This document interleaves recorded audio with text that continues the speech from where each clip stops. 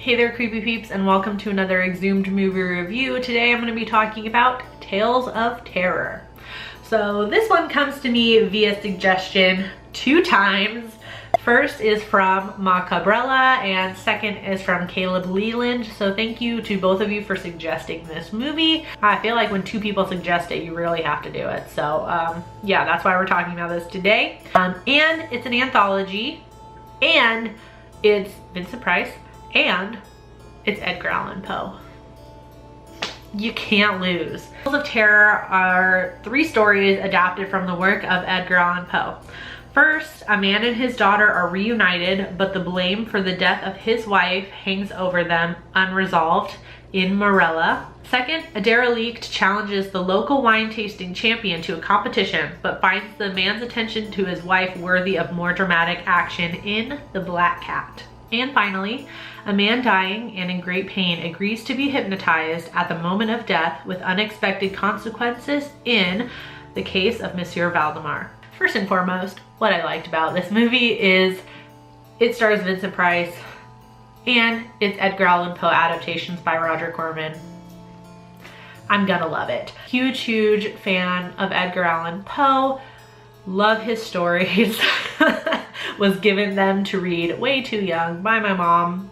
Thanks, Mom. Vincent Price is just, you know, effortlessly classy, so I think it lends itself very well to Edgar Allan Poe stories. Of course, I have to talk about what segment was my favorite in an anthology. I think Valdemar was my absolute favorite. I think Vincent Price did a really good job playing the titular character. Really loved the effects of the makeup on him as well, because obviously it's like, if you haven't read the story or you haven't seen this short of it, basically Valdemar, his body is dead, but his mind is being kept alive by this hypnotist. That's like the short version of it.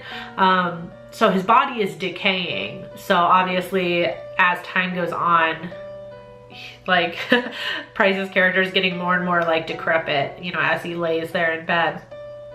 So I really like the effect on his makeup. They made it look like his skin was crackling almost, which was really cool.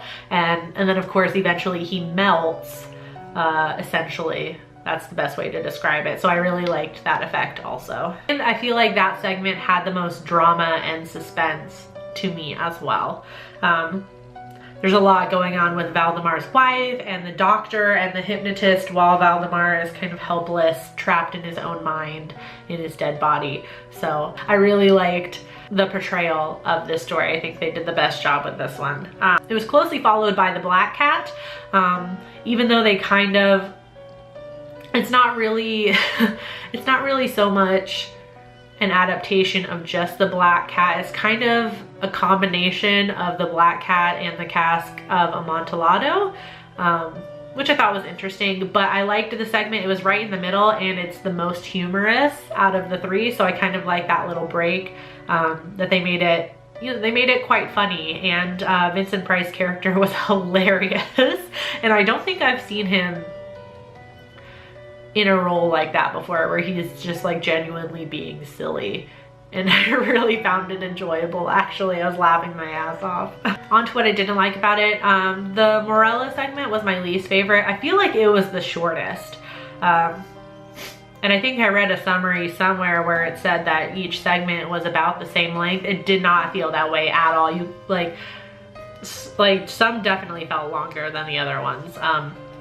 The first one, Morella, felt super short, and I feel like it was too short to really kind of describe what's going on. It's really complicated, I feel like, the short story, what's happening. It's really complicated, and I feel like the short did not portray it well at all. That was my least favorite one. And at the end of the day, I really wasn't that much of a fan of the combination of The Black Cat and the Amontillado stories. I mean, maybe it was because The Black Cat was maybe a little more complicated to do in a short form, which kind of made me just wish they had just done like The Cask of Amontillado or something. That one would have worked well, really well, I think, in short film form. Obviously, these are all short stories that this is based on, but some are more complicated than others. So I feel like they should have just gone with Amontillado, and that is easily one of my favorite Poe stories.